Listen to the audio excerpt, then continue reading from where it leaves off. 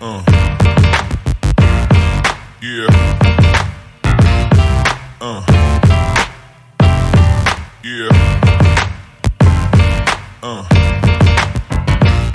Bem-vindo, webnautas, a mais um Trocando Ideia com Mancini, diretamente da Panorâmica TV, a sua TV online com cara de TV. Gente, hoje eu tô com uma entrevistada assim que é muito querida, muito amiga e muito especial. Então, eu queria falar um pouquinho dela pra gente iniciar, né? Fazer essa entradazinha, uma apresentação e depois a gente logo apresenta a vocês. Bom, mulher negra, mãe solo, com formação em Direito, é advogada especializada na defesa de famílias e crimes contra a mulher. Voluntária há 4 anos no Ônibus Rosa e há 3 anos coordenando as advogadas que atuam no Ônibus Rosa. Presidente da Comissão da Mulher da OAB de Vila Velha e membro da Comissão de Direitos Humanos da OAB de Vila Velha. Com vocês, Lília Souza. Seja bem-vinda. Muito obrigada, amigo. É uma honra estar com vocês nessa gravação, nessa oportunidade. E eu estou muito feliz. Estou preparada para ser sabatinada por Mancini e vamos embora. Gostei. Bom, inicialmente a gente faz aquele quebra-gelo, né? E aí, assim, quem é Lília Souza, filha de, mãe de? Lilian Souza, sou eu. Prazer. Essa mulher que você na introdução já deu algumas características dela, mas uma mãe acima de todas as outras coisas, porque eu entendo que o meu motivo de estar aqui é a maternidade e é a maternidade que me incentiva a todas essas prerrogativas que você leu. Filha do Dermival, meu pai, meu melhor amigo, meu pastor, é um homem diferenciado, um ser humano que me inspira todos os dias, desde a hora que eu acordo, a hora que eu levanto, e uma pessoa feliz e realizada por ser mãe da Julian Souza e filha de Dermival Vieira. Que massa, que massa. E como é que foi a tua infância nessa família, né? Porque tu carrega esse, não vou dizer nem esse peso, mas esse amor, essa vontade de mãe, sabe? Essa garra, né? Falar igual a gente ouve aí no cotidiano, a leoa, a mãe. Sim. Como é que foi a tua infância para você se preparar para ser uma mãe tão poderosa como a gente observa de longe? Verdade. A minha infância foi uma infância de amor, né? Uma infância onde tive pais que sempre correram atrás das necessidades econômicas da família, onde tive uma tia que veio da roça para poder cuidar de mim desde 3 meses antes de eu nascer, então posso falar que eu tive 2 mães, então talvez um amor transbordou, porque uma mãe já é capaz de transbordar um amor, imagina 2, né?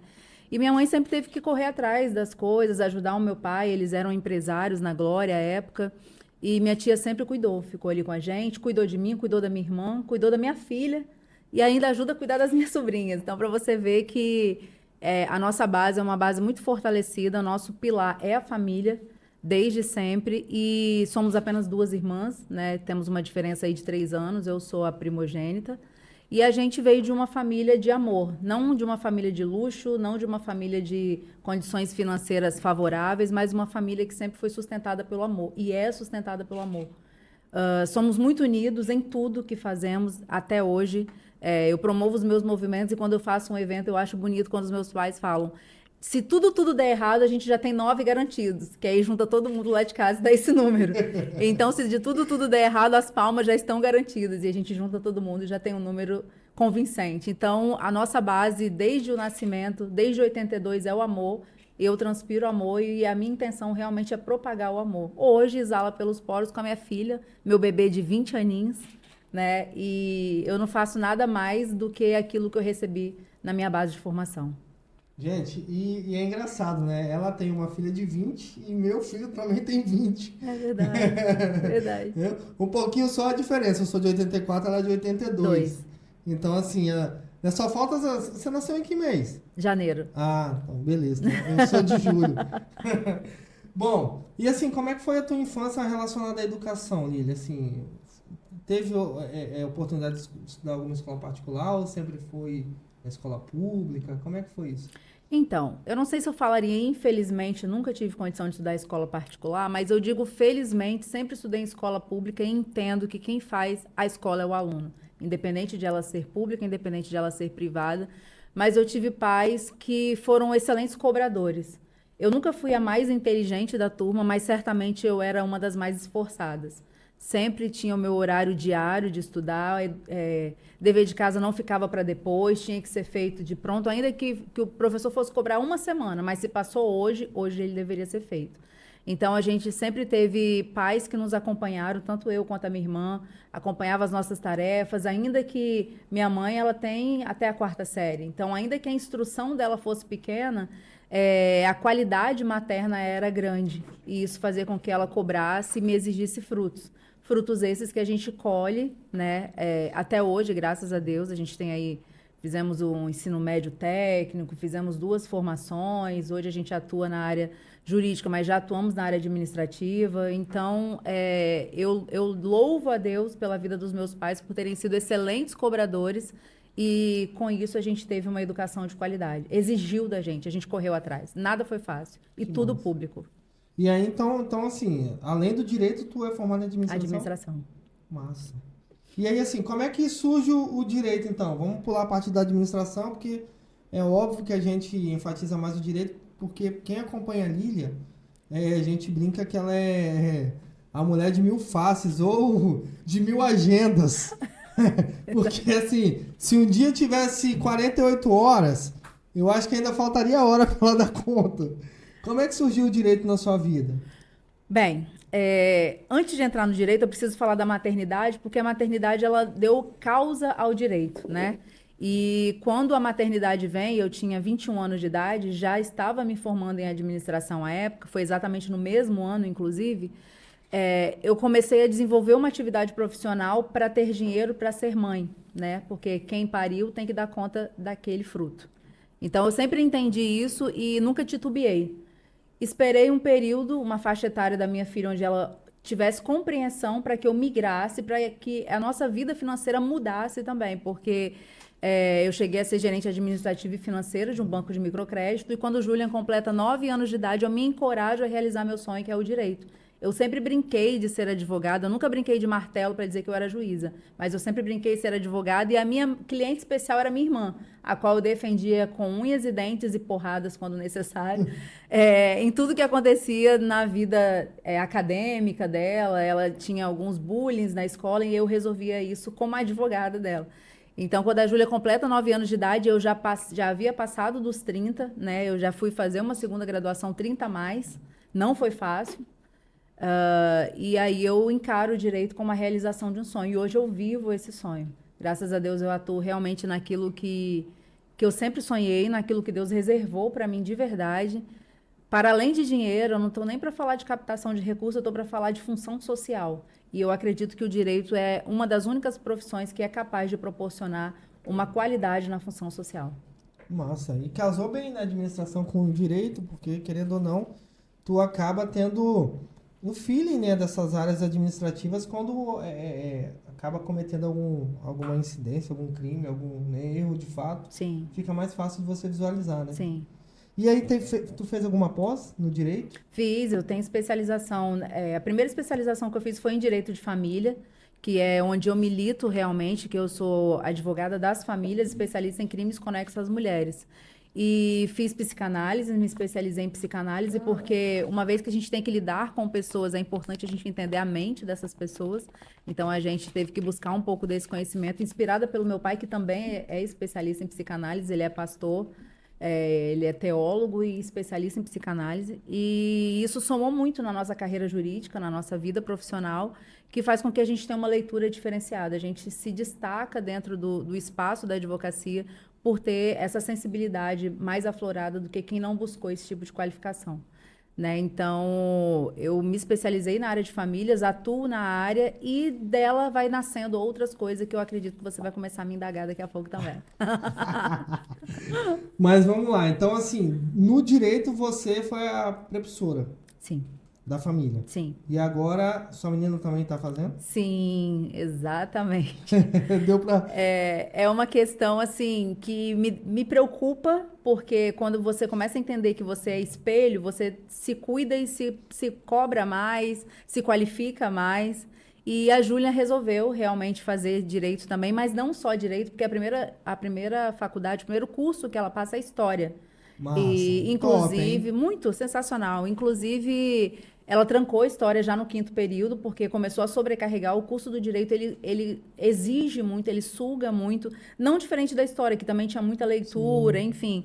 Então, ela teve que dosar para que ela pudesse escolher qual seria a prioridade do momento. Mas eu acredito que também teremos aí uma filha da Lilian com 2 graduações no mínimo, porque a intenção dela é concluir a faculdade de Direito, ela já chegou à metade do curso agora, e após a finalização ela volta para concluir História, até para aproveitar também a licenciatura que tem na Universidade Federal. Isso aí. Julian, ela vem de uma base pública também, né, onde ela também teve uma mãe exigente, onde ela também deu frutos. No ano que ela passa no Enem, ela consegue passar na UFES, ela foi primeiro lugar geral em História, e ela passa em 3 universidades públicas para o ProUni. Então, ela tem bolsa 100%, ela escolheu onde ela queria estudar e o curso que ela queria fazer. Eu sou bem feliz com os meus Mas frutos. dá pra ver os olhos brilhando, meu povo.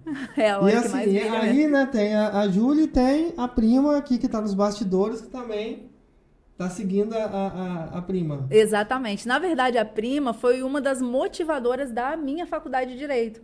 Porque quando ela anima em fazer, ela queria uma companhia. E aí eu me encorajo e falo, não, agora eu vou motivada porque eu vou ter uma companheira para fazer uma faculdade comigo, que foi a minha prima. Então ela vem da Bahia para me dar essa força para voltar para uma sala de aula e aí a gente estuda junto, a gente convive aí uma vida. Eu não sei se é outra filha que eu tenho, eu não sei se é uma irmã que eu tenho, mas eu sei que é alguém muito especial que faz total diferença na minha vida também. É a Aline Rios, tá, gente? O nome dela. Tá ali Que bem bacana. assistindo tudo. Tá aqui nos bastidores aqui.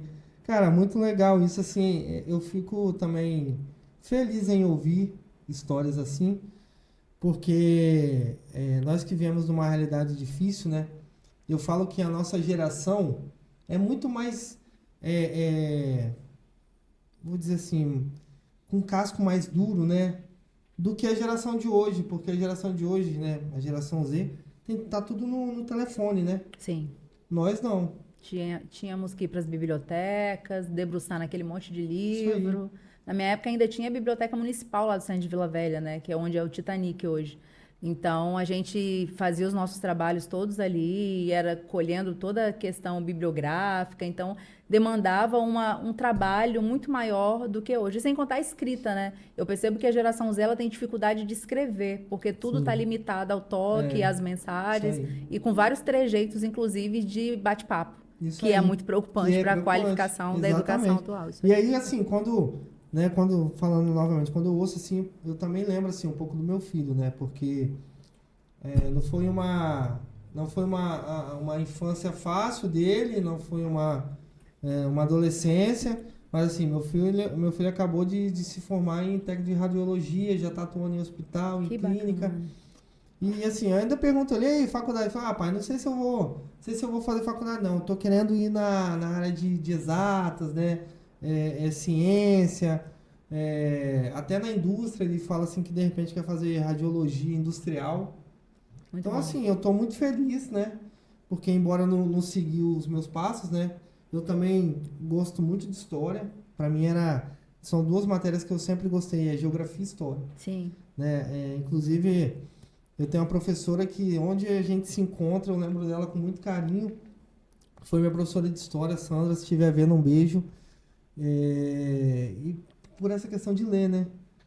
Hoje eu não consigo nem ler no telefone. Você tem ideia? Às vezes eu pego o telefone assim para ler qualquer mensagem que seja muito grande, eu leio rápido, mas eu gosto de tato do livro. Eu sou do papel, eu sou da Entendeu? agenda de escrever, Eu também, a eu mesma gosto coisa. disso. Eu tô tentando me adaptar na agenda do telefone, mas assim, tem hora que eu anoto no papel e aí sempre tô ali, aí minha esposa fala assim, mas telefone, eu falo, ainda não. Eu não consigo. Me habituei. Eu ainda tô nessa base da escrita. Inclusive, quando eu vou estudar os meus processos, eu saio escrevendo tudo, até porque eu utilizo essa técnica para memorização. Eu consigo gravar tudo aquilo que eu escrevo. Então, para mim é difícil abrir mão do papel. E não tenho intenção de abrir mão do papel tão cedo, não. Show de bola. Mas vamos lá. Entrando um pouquinho mais no direito, que é a tua atuação, eu quero te trazer aqui à memória a relação dessa defesa das mulheres, né? Sim. Em 34 é regulamentado o trabalho para as mulheres. E no século XXI a gente tem a típica mulher do século XXI, doutora Lília, né? Com autonomia. E aí, podemos dizer que as mulheres hoje têm liberdade e igualdade? Não. E eu nem titubio em falar com convicção esse não.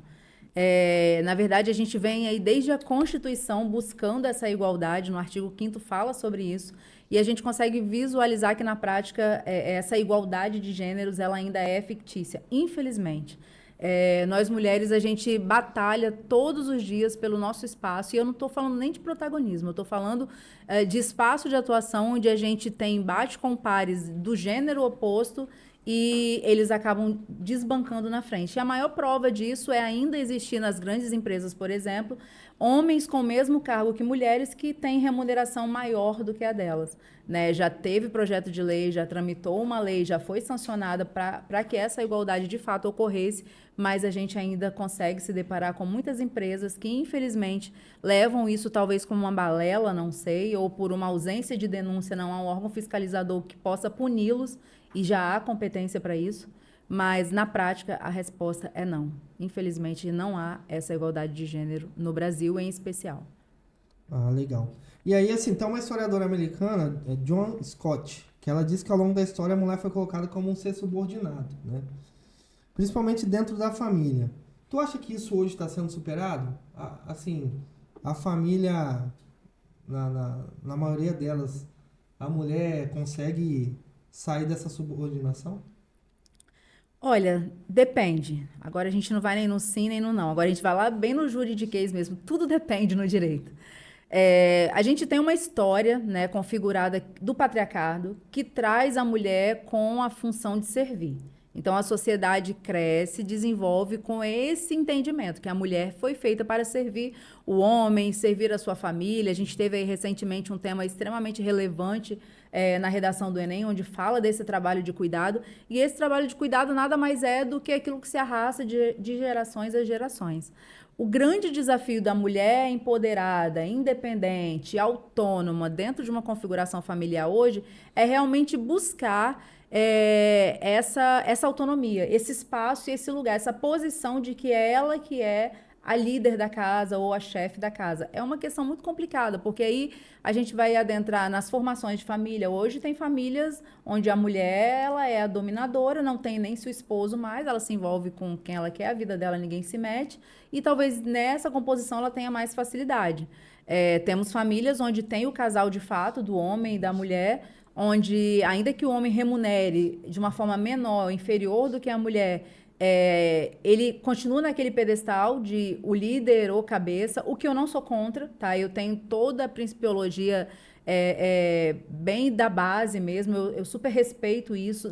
No meu entendimento, o homem é sim o provedor, ainda que ele não detenha o maior rendimento. Mas ele está ali realmente para prover, para administrar, e a mulher para realmente ajudar. E aí eu preciso abrir um parênteses aqui, Mancini, para uma expressão que eu levo nas minhas palestras, inclusive, que é a submissão. A submissão é algo que tem que ser trabalhado e trabalhado de uma forma correta. Porque a sociedade propaga a submissão e aí vem trazendo esse erro, né, de longos anos aí, que é a submissão do homem sobre a mulher. O homem sempre acima, a mulher sempre abaixo. Mas traduzindo o efetivo conteúdo, o efetivo significado da palavra submissão, essa expressão significa sob a mesma missão. Certamente. Então, não importa qual é a base de captação, não importa quem ganha mais, não importa quem ganha menos, o que importa é o objetivo, e o objetivo ele tem que ser único do casal, né? Tanto do homem quanto da mulher, como os casais homoafetivos também. Independente dessa formação, dessa composição, o casal tem que estar no mesmo rumo, no mesmo foco, no mesmo alvo, no mesmo objetivo, sob a mesma missão. Essa é a submissão correta a qual a gente deve propagar. E aí a gente não vai mais se preocupar quem é que é o dominador, quem não é o dominador, quem é a dominadora, entendeu? Então eu acho que é isso daí que a gente tem que começar a desculturar e construir uma mentalidade bem inteligente, né, para que a sociedade possa evoluir e para que não tenha mais essa desmitificação, ele é o dono da casa, ela é a dona da casa, quebrar isso e focar na missão. Se é a mesma missão, todo mundo é dono e todo mundo vai ser feliz ao final. Vocês estão vendo aí, né, gente? Olha a aula que nós estamos tendo hoje, não só de direito, né, não só de direito, mas assim, de cidadania, de família, de antropologia, que também nós estamos falando aqui de antropologia. Muita gente não sabe o que é antropologia, mas é o estudo, é a ciência que estuda a sociedade, né? Então, assim, é muito importante vocês se atentarem aí, ficarem atentos a cada fala aqui. E você falou algo assim, que de fato eu tenho isso no meu coração, porque eu fui ensinado pelo meu pastor exatamente isso. É a mesma missão. Isso. Né? A gente brinca lá na igreja que, né, o homem tá por cima, tal, mas aí no final a gente brinca. Mas quem sempre tem a última palavra são elas. Mas assim, é sobre a mesma missão, é o objetivo de construir junto. Isso aí. Né? Construir junto e partilhar. Às vezes, um tem um olhar com uma determinada direção, o outro tem um olhar com uma outra direção, mas no final, no contexto, todos querem chegar ao mesmo destino. Né? E aí tem que fazer esse balanço, um ouvir o outro, um entender o outro, para que de fato a caminhada seja leve. Né? É isso aí. Bacana. E aí, assim, eu ia falar um pouquinho sobre a questão do start para essa questão da especialização em família, né? Mas você já falou no início que o que te motivou é de fato esse amor em família, né? O ser mãe. Eu ia te perguntar por que você escolheu a área de família, então você já respondeu lá atrás. E eu queria saber como é que surgiu o convite para você participar do Ônibus Rosa ali, a primeira vez. Como é que foi a tua primeira experiência? E depois, passado isso, como é que foi você estar organizando isso? A primeira vez que eu participei do Ônibus Rosa, eu ainda era membro da Comissão da Mulher Advogada. À época, quem presidia era a Eliane. Um beijo, Eli. Eu tenho certeza que você vai assistir. Tenho certeza. E depois sucedeu-se a Rafaela Caos, que é uma querida também, duas advogadas assim que me inspiram de uma forma tamanha. E eu tenho senso de responsabilidade e representatividade, porque quando eu venho suceder essa dupla de milhões, a minha responsabilidade vai no céu, né? Então, eu tinha que, no mínimo, manter esse padrão. E hoje eu tenho as duas me apoiando, as duas elogiando, as duas me motivando. Isso me faz entender que eu estou no caminho certo.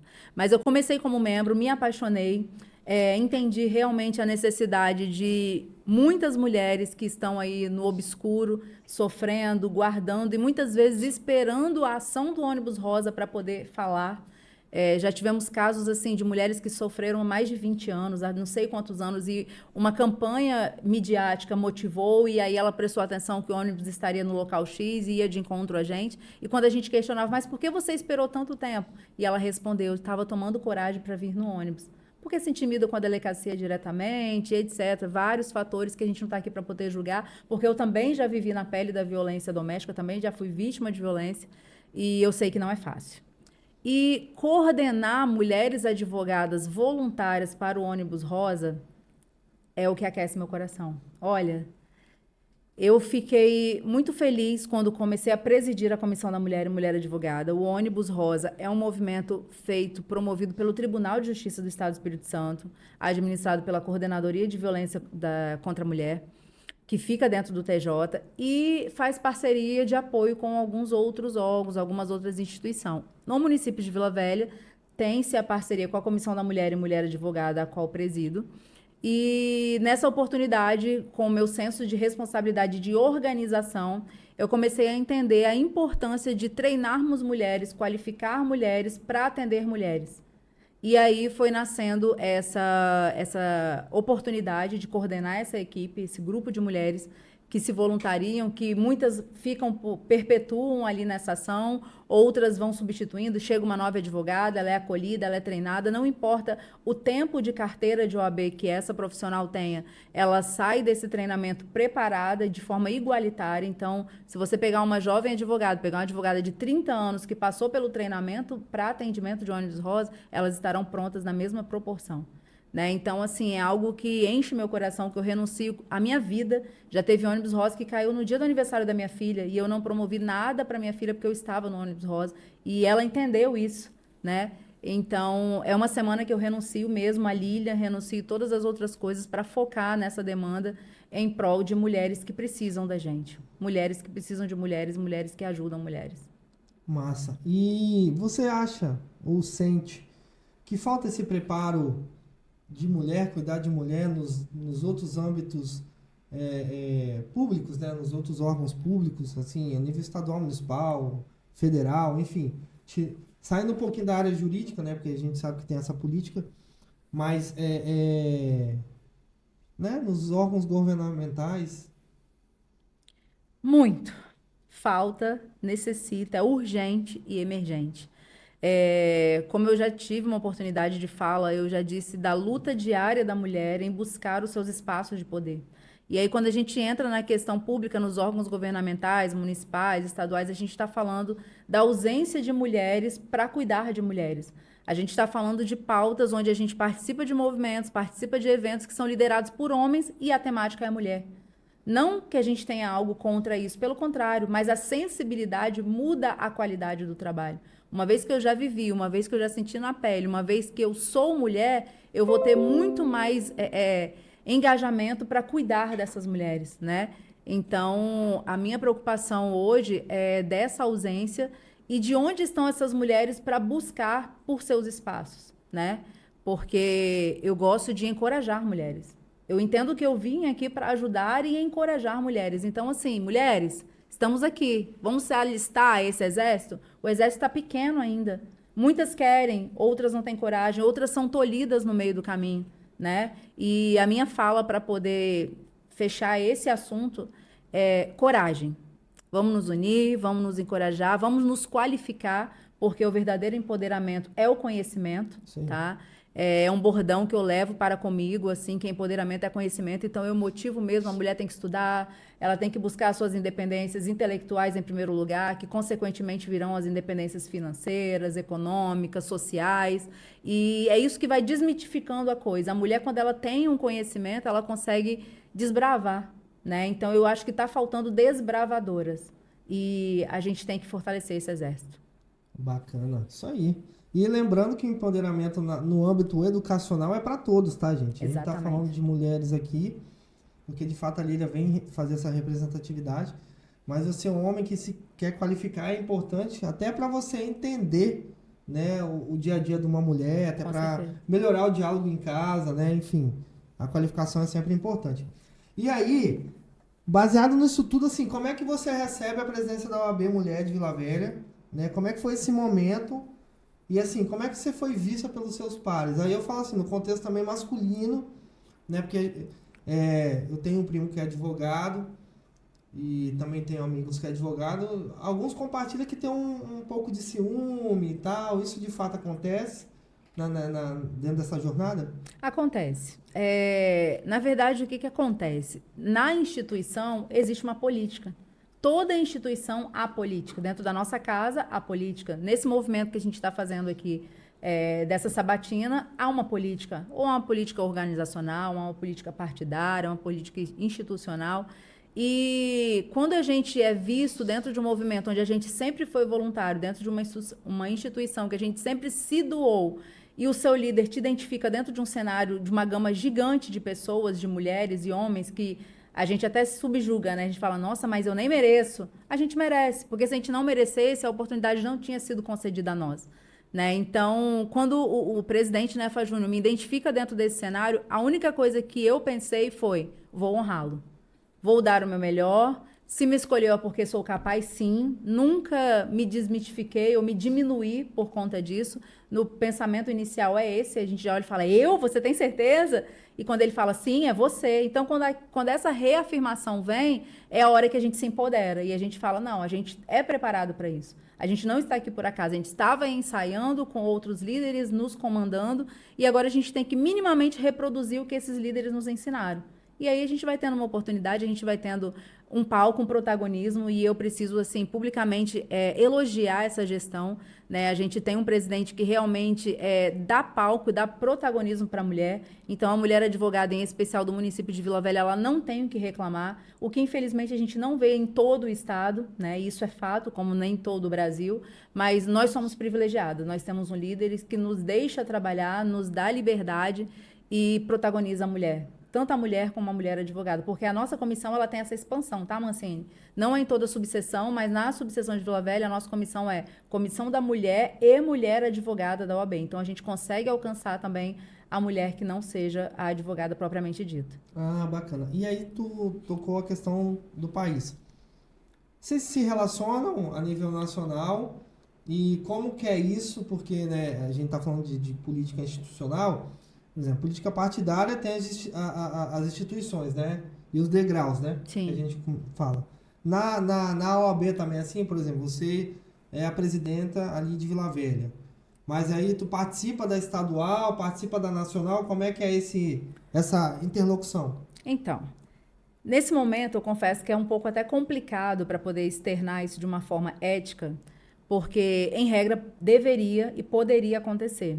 Mas, institucionalmente falando, as políticas têm aflorado alguns comportamentos negativos, que ao invés de juntar, tem separado algumas subseções, digamos assim. Uhum. Então, por mais que a gente entenda a importância da união e a necessidade de caminharmos unidos para alcançar um público maior, com mais qualificação, com mais propriedade, muitas vezes a gente é tolhido no meio do caminho, né? Então, a gente respeita esse movimento paralelo, até para não se indispor, até para poder focar na mulher e na mulher advogada, porque o nosso foco não é foco político, nós somos apartidários, mas o nosso foco é o nosso público-alvo, que é a mulher e a mulher advogada. Então, a gente rompe as barreiras dentro da nossa limitação geográfica e faz o nosso melhor.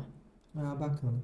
E aí, além de presidente da Comissão da Mulher, além de coordenadora do ônibus, também é da Comissão de Direitos Humanos, né? E aí, assim, a minha curiosidade é o seguinte: como também ocorre esse convite, né? Porque, cara, é uma coisa atrás da outra, assim.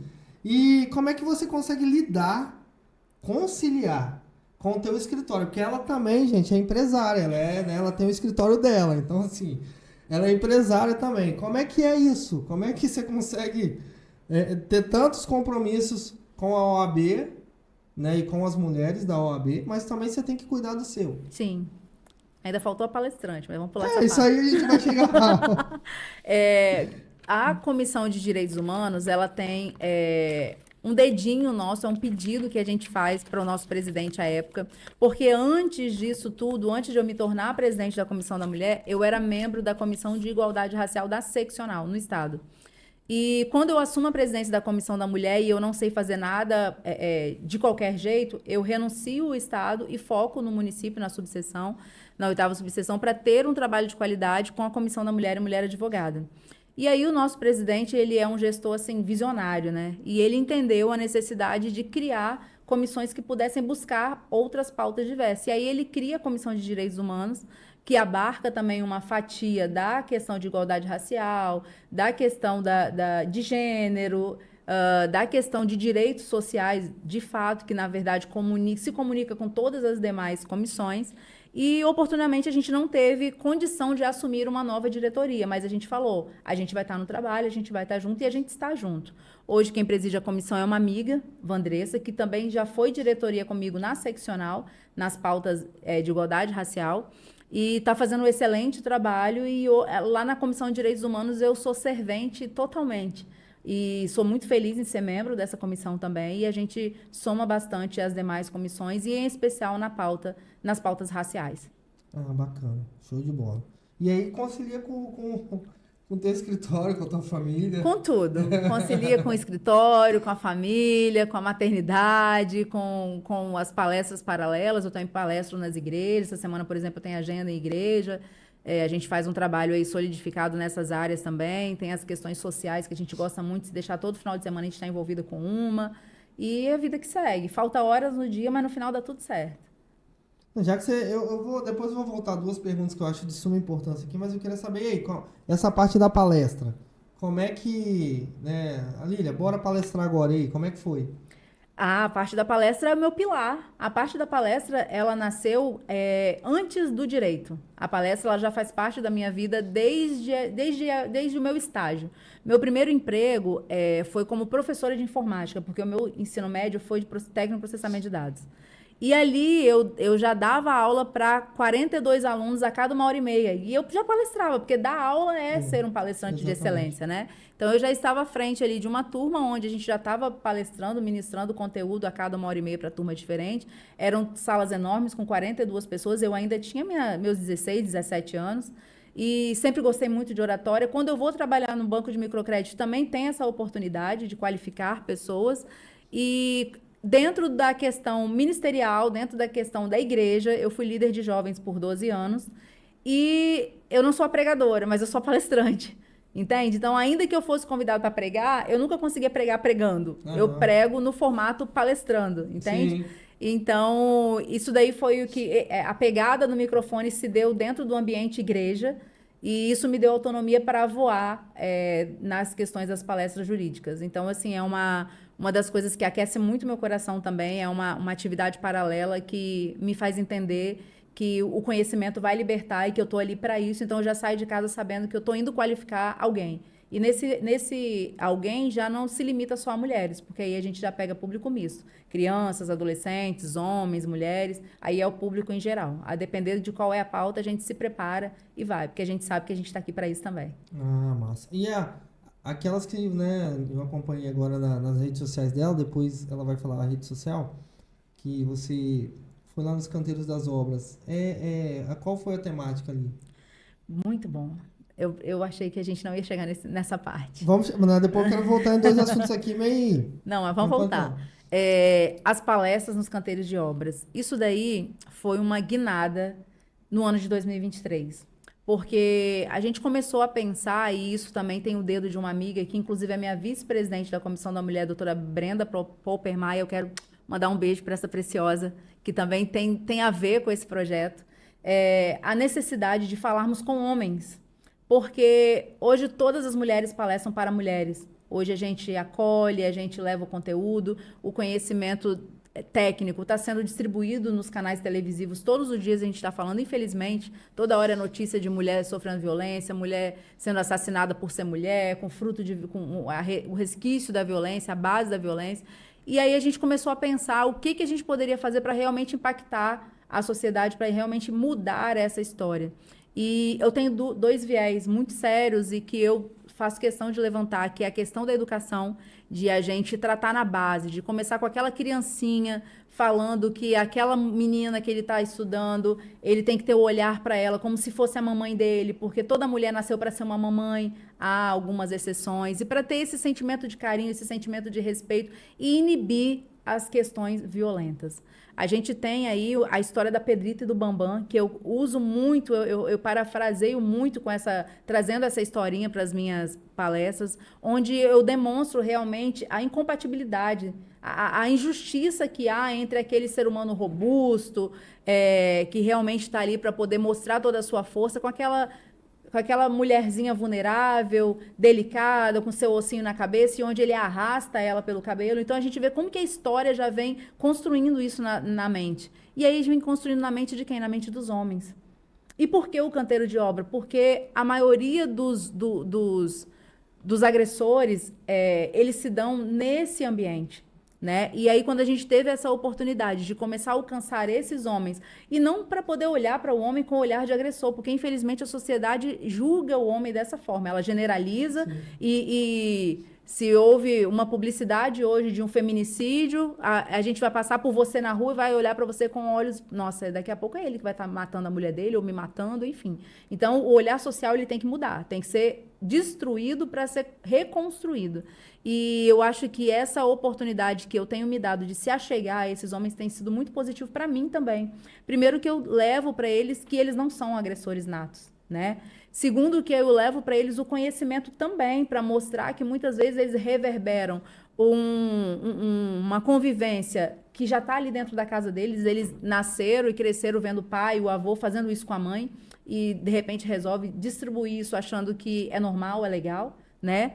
E mostrar realmente qual é o papel da mulher, como que ele deve olhar para a mulher, qual é o respeito que ele tem para a mulher, que o amor não vai machucar nunca, o amor não vai destruir nunca. Então, a gente leva diversas mensagens. A gente leva mensagem de conhecimento, mensagem de empoderamento para homens também, né? E mensagens para para coibi-los mesmo, porque já tivemos várias situações onde, no meio das palestras, homens agressores se manifestam. E isso, assim, foi muito curioso, porque, primeiro, que embora eu seja advogada especialista em crimes conexos a mulheres, eu não tenho só clientes mulheres, eu tenho clientes homens também, entende? E já tiveram várias oportunidades de estar palestrando, já ao final da palestra, um homem me chamar e falar, doutor, eu posso conversar um pouquinho? Eu estou me sentindo envergonhado por conta disso, eu quero saber o que eu faço. Ou outros já estão até respondendo o processo da Lei Maria da Penha e querem uma orientação, ou até mesmo contratam os serviços posteriori.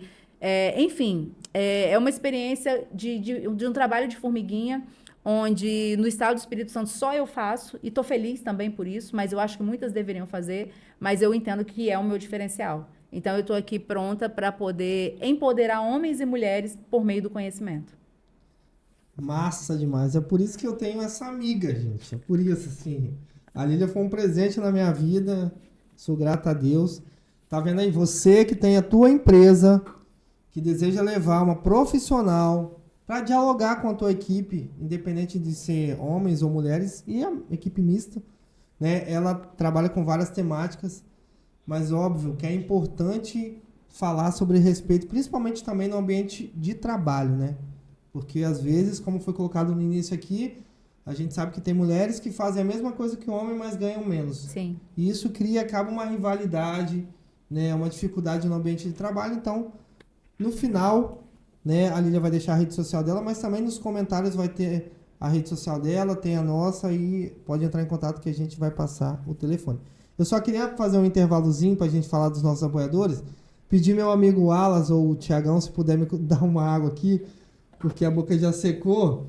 E assim, gente, aqui tá os nossos apoiadores, né? Você que deseja apoiar esse projeto, a Panorâmica TV, nasce de um propósito de abrir a TV para vários temas que não é falado na TV aberta, né? E aqui nós temos alguns apoiadores que estão aqui. Giardelli, que é uma barbearia aqui em Laranjeiras, que funciona até às 10 da noite, Lília. Fantástico o trabalho desse cara. Tem a Ideal Suporte, que faz assim o suporte nosso aqui com a parte de tecnologia, manutenção de computador, limpeza das máquinas. Tem a minha esposa, que tem a Cia Doce, uma excelente doceira. Depois você pode ir lá nos comentários, tem lá também o endereço dela.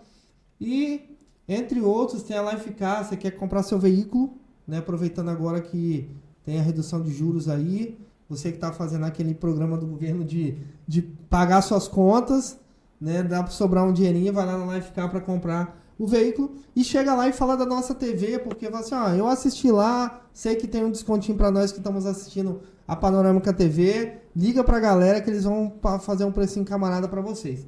Beleza? Tem outros apoiadores aqui, vocês podem depois de fato se debruçar aí na nossa rede social e acompanhar. E eu quero falar em especial para você que quer ser um apoiador da Panorâmica TV. Ontem, ou foi hoje, né, Tiagão, que foi subido no nosso Instagram, a qualificação da nossa rede social, o nosso alcance, né? Então, assim, embora as pessoas olhem, tem poucos que estão inscritos, mas nós estamos com um alcance gigante, né? As pessoas têm vindo, assistido, repetido, compartilhado, e isso para sua marca é muito importante.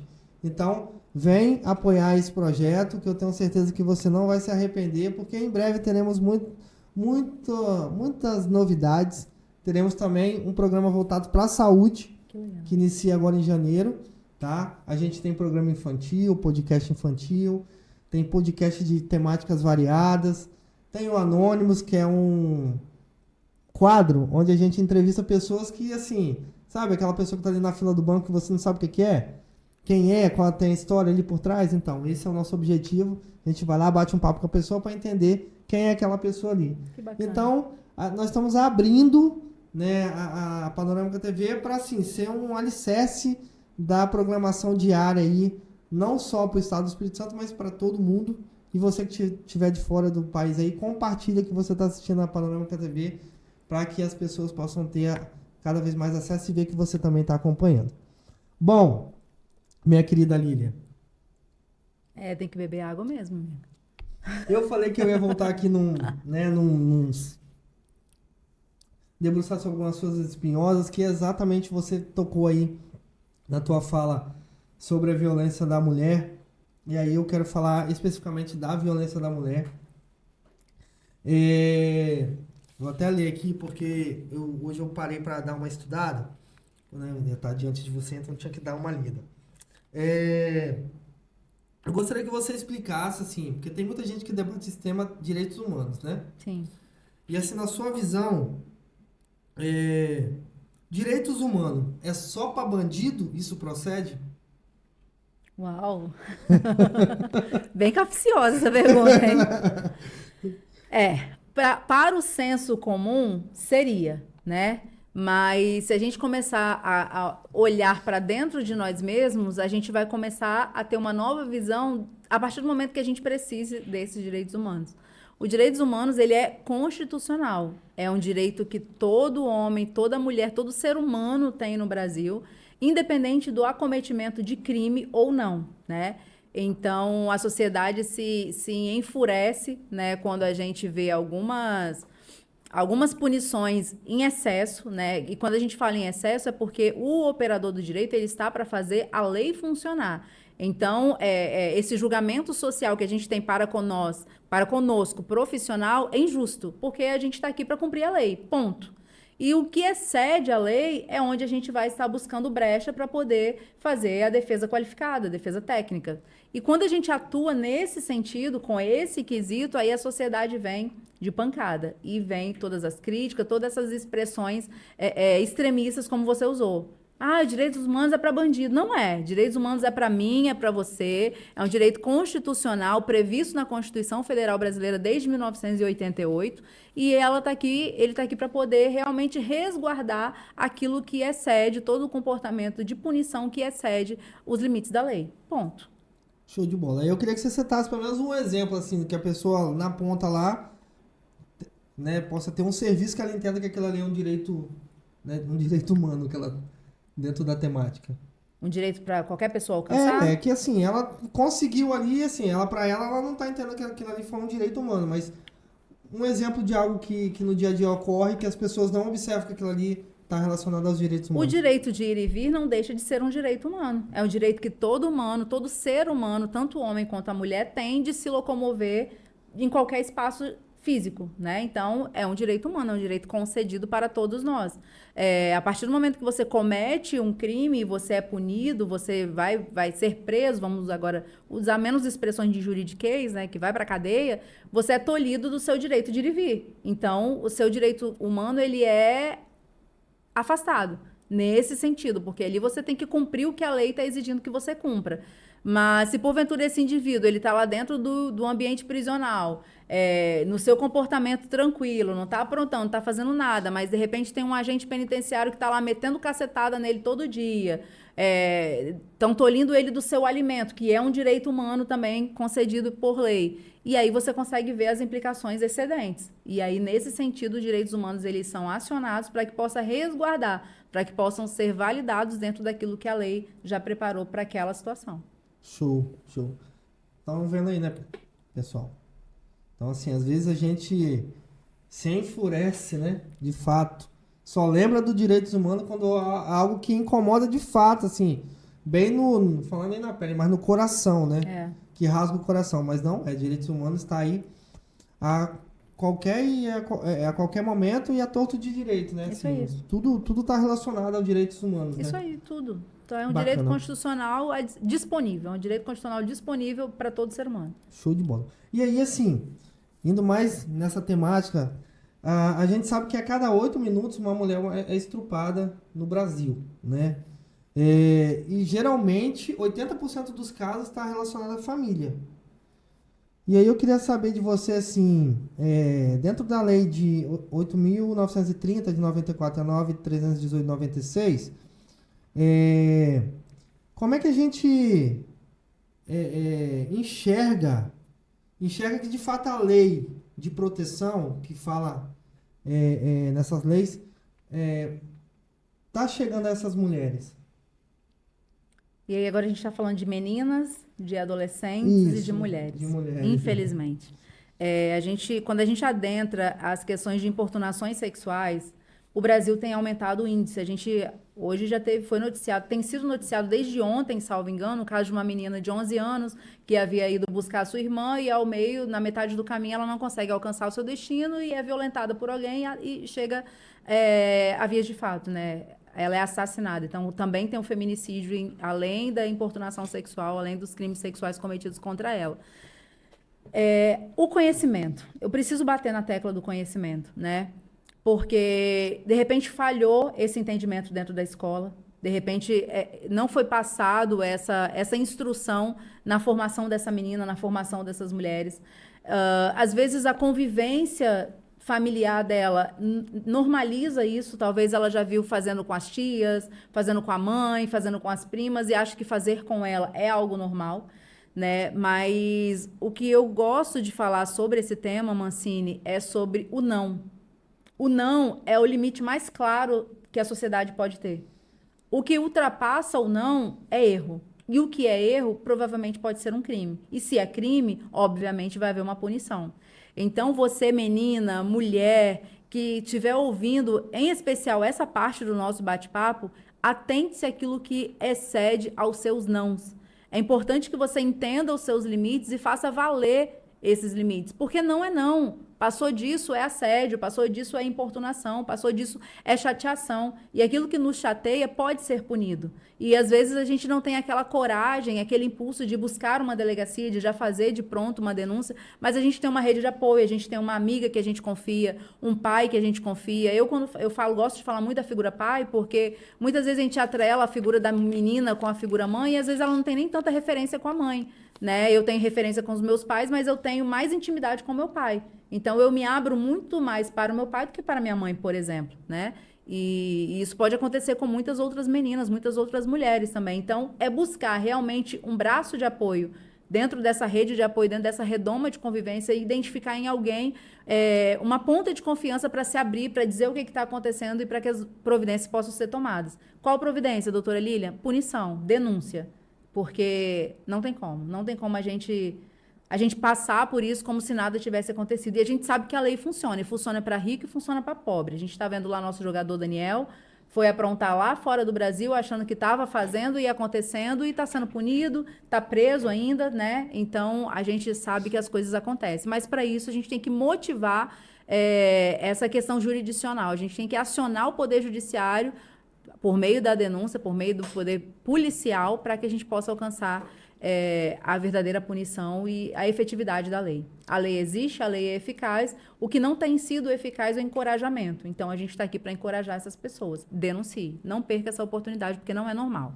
E aproveitando, queria que você deixasse o número para as mulheres entrar em contato, né? Fazer as denúncias. Perfeito. As denúncias elas podem ser feitas através do 181, através do 180, através do 190. Tem também um canal de WhatsApp que eu vou passar para que vocês deixem no rodapé, que é uma denúncia assistida. Inclusive, é um canal muito eficaz, um canal muito eficiente, onde as pessoas são preparadas para tratar sobre todas as formas de violência contra a mulher, tá? Então, nesse canal tem psicólogo, tem tudo. É porque é um número de um celular, eu não gravei ele 100%, inclusive ele tem o DDD 61 prefixo. Mas a efetividade dele é maravilhosa. O 181 também é muito bom. A escuta, ela é uma escuta técnica. Muitas vezes é direcionado também para psicólogo, para psicanálise, para acolhimento. Então, é um trabalho realmente focado nas questões de violência contra a mulher. Bacana. E aí, Lilian, assim, tem uma ala, né, do serviço público, da sociedade, que discute a questão dos crimes hediondos, né? Com aumento de penas, ou até mesmo a pena perpétua, ou a pena de morte. Já outro lado, né, dá uma aliviada nessa tensão. Queria que você explicasse o que é um crime hediondo, como é que você vê essa questão da legislação nacional, né, uma legislação brasileira, não é a legislação que a Lília queira, ou que a OAB queira, é uma legislação que está no nosso Código Civil e Criminal, e como a OAB vê essa questão, assim, na visão que você observa da OAB, esse debate de buscar uma mudança da legislação, se assim entender ou não?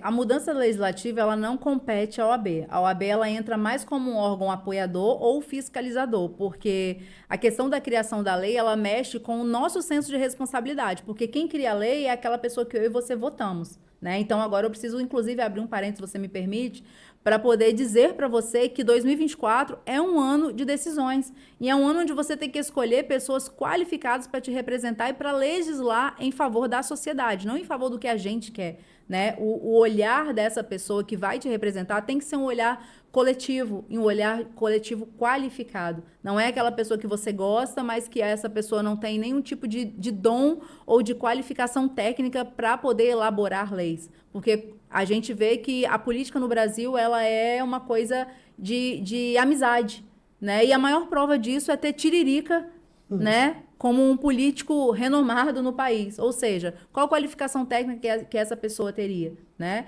Então, foi porque eu gosto, porque eu acho bonito, porque eu acho engraçado, e esses não são os requisitos de escolha. Entenda, quem cria a lei é o legislador, não é o AB, não é o advogado, não é o juiz. Então, a gente tem senso de responsabilidade sobre nossas escolhas, e agora é a hora de mudança. Voltando à pergunta que você nos fez nessa noite. Ocorre que os crimes hediondos, e agora eu vou trazer como exemplo o feminicídio, que está, né, em alta no Brasil, toda hora, e a Secretaria de Segurança Pública, ela demonstrou os números e teve um aumento muito considerável na virada de 2022 para 2023, o que me deixa muito preocupada, é essa questão da necessidade realmente dessa endiodez. Os crimes hediondos nada mais são que os crimes de maiores penas e mais severos no tratamento do Código Penal. Né? Atualmente teve uma atualização legislativa com o crime de feminicídio, por exemplo, que aumenta a pena base, que antes era de 12, agora vai para 16 anos. Né? Então, são crimes o quê? Que não tem fiança, que vai fazer com que o cara bata na cadeia e pague qualquer valor e vai ser liberado para casa. Não. Né? O crime hediondo são os crimes que são tratados com severidade no Código Penal brasileiro. Penas maiores, não tem mimimi para eles. Eles são tratados com um senso de responsabilidade no topo. Inclusive, inclui a Lei Maria da Penha, né? Inclusive, inclui a Lei Maria da Penha. Que é, de fato, assim, uma lei que muitos brincavam com ela, né? Mas hoje as pessoas tremem com ela. Tremem, inclusive, veio até para os bordões populares, né? Que as pessoas falam, o que prende o homem hoje no Brasil? Ou é alimentos, ou é a Lei Maria da Penha, né? Então, para você ver que ela está até no topo dos ditos populares, está no topo dos ditos populares. Mas é uma lei muito séria, uma lei muito eficaz, tão eficaz ao ponto de ser reconhecida mundialmente, ela inspira no mundo, né? Mas não é uma lei que veio para a gente bater palmas, porque ela não veio de uma criação inteligente do Brasil, ela veio de uma punição da Câmara Interamericana de Direitos Humanos. Exatamente, veio de uma dor da Maria, né? Que quando ela percebe que o Brasil não é capaz de dar a substância que ela precisa para poder resguardar os seus direitos na condição de gênero, na condição de mulher, então ela faz uma denúncia. E quando ela denuncia, o Brasil ele é penalizado, né? A gente é condenado na Câmara Interamericana de Direitos Humanos, que nos obrigou a criar a Lei Maria da Penha. Então, a Lei Maria da Penha ela vem com uma punição e não com uma inteligência da base legislativa. Poderia, deveria, mas infelizmente não foi. Porém, tem a coisa boa, né? Tem um lado bom que foi criado de uma forma inteligente, de uma forma eficaz, e hoje é uma das melhores leis mais eficientes que a gente tem no Código Penal brasileiro. E aí, pegando um adendo nessa fala sua de punição, tu acha que nós, brasileiros, e aí, né, trazendo para os nossos representantes, o Brasil espera muito se punir para depois resolver? O Brasil ele tem potencial indescritível, mas há um relaxamento na minha humilde visão. Né? Eu percebo que as movimentações, as mobilizações, elas acontecem depois que a perda vem. Há uma dificuldade no trabalho preventivo. E aí a gente tem que, mais uma vez, lembrar das nossas escolhas, Mancini, porque não tem como. É a política que rege, é a base que rege. Então, se os nossos representantes, se os nossos apoiadores, desde o líder comunitário, o vereador, o deputado estadual, federal, senador, presidente, governador, se a gente não cercar todos esses nossos representantes com um olhar qualificado e esquecer o carinho que eu tenho por fulano e fulano não tem qualidade, focar em quem tem qualidade, a gente não vai conseguir mudar. Porque são eles que distribuem, né, todas essas questões legislativas. Então, a gente precisa ter essa consciência e colocar isso em prática de uma forma inteligente. A gente falha nisso. E aí, por consequência, é isso. Onde não tem mentes pensantes, onde não tem pessoas brilhantes, mentes brilhantes, com todo respeito a todos os nossos colegas, todos os nossos representantes, mas é necessário trazer um ponto de conscientização, haja visto que a gente está em um canal popular, né? Então a gente precisa incutir isso na mente da sociedade. Da mesma forma que a gente tem que desconstruir o patriarcado para que o homem entenda que a mulher não foi feita para bater, né? Não foi feita para ser maltratada, a gente precisa entender que os políticos também não foram feitos para serem escolhidos por afinidade, mas sim por capacidade. E aí buscando a Constituição, né? Exatamente, que é a nossa base. E é uma base bem construída, é uma base que já poderia até ter tido algumas ampliações, porque de 88 para cá já aconteceu muita coisa, e ela foi feita dentro de uma realidade social. A realidade tem mudado, a gente tem tido aí várias experiências paralelas inesperadas, a pandemia, né? Então, assim, de repente é o momento de ter uma construção, uma reformulação da Constituição brasileira. Mas é a base. Então, essa base tem que ter pelo menos o conhecimento dos nossos representantes. Né? Os nossos representantes hoje têm que, no mínimo, conhecer a Constituição Federal. Não, e assim, não só a representante, mas a população brasileira, né? Até para cobrar, né? Não vamos longe, o artigo 5º, cara. Se a gente pegar o artigo 5º, ele resume muita coisa da Constituição. Então, assim, você que não conhece o artigo 5º, busque lá, porque, assim, é o seu direito, né? A gente tá aqui como advogado, então é o teu direito que tá ali. E aí, né, óbvio, né, Lília, a mulher de 1000 faces, né? Assim, para quem acompanha nas redes sociais, articulada ao extremo, né? Eu ia fazer uma brincadeira aqui, mas não vou fazer não. Eu ia pegar um personagem do Mortal Kombat, mas deixa quieto. Eu quero, assim, perguntar para você, assim, quais projetos futuros a doutora Lília tem, né? Porque a gente sabe que ela está rodando muito a cidade de Vila Velha em específico, mas também, assim, um pouco a Grande Vitória. E qual o projeto que vem aí para 2024 aí na vida da doutora Lília, não só na vida dela, mas da família que também está inclusa nesta visão? Talvez seja um pouco precoce falar de fato a expressão, e a gente também entende o lapso temporal legislativo. Mas para 2024 a gente quer intensificar a servidão, né? Porque eu costumo dizer que eu vim para servir. E a minha família é a minha principal base de apoio e de incentivo, né? Então, eles estão comigo em todos e quaisquer projetos. Tem projetos sim para 2024. E aí eu te convido a realmente acompanhar nossas redes sociais. Ali a gente tenta figurar várias fases da nossa vida, e ali tem todas as Lilians que existem dentro de mim, são propagadas ali, né? Eu não faço nem questão de ter uma rede social formal, nada disso, até para não afastar você, telespectador que está nos assistindo. Vocês são bem-vindos e o meu papel é de acolhimento, inclusive na minha rede social. Mas aprove ao Senhor nos permitir, a gente tem passos largos a caminhar para 2024. A gente quer servir realmente o município de Vila Velha, né, com exatidão, com cadeira, né, e a gente vai se disponibilizar para isso. Nosso trabalho já tem sido feito há anos, não com esse objetivo ele veio de encontro a várias oportunidades e articulações que a gente tem, não só no município de Vila Velha, como na Grande Vitória, e a gente continua se articulando, a gente continua se fazendo presente em todas as esferas jurídicas, políticas, sociais, religiosas, educacionais, né? E todas essas oportunidades, elas não serão desperdiçadas, a gente vai realmente abraçar isso com mais intensidade. E 2024 a gente, de repente, vai estar descendo um pouquinho do salto, que a gente vai ter que correr mais. Se na nossa cabeça acho que até 2023 o dia tinha 30 horas, 2024 acho que o dia vai ter 48. É isso aí. E a gente vai colher os frutos lá no mês de outubro. Já é um spoiler, É isso. já é um spoiler. É isso. Será que você entendeu aí? Tá aí por trás, né, assistindo, sentado no seu sofá? Será que compreendeu? Cara, assim, Lília é uma grande liderança na cidade de Vila Velha, né? Que é uma cidade do Espírito Santo. Era para ser a capital do Espírito Santo, né? Sim. Mas é onde foi descoberto o estado do Espírito Santo. E assim, eu torço muito para você sabe disso de coração. Sim, fundo do meu coração. Como eu falei no início aqui, você é uma pessoa muito especial.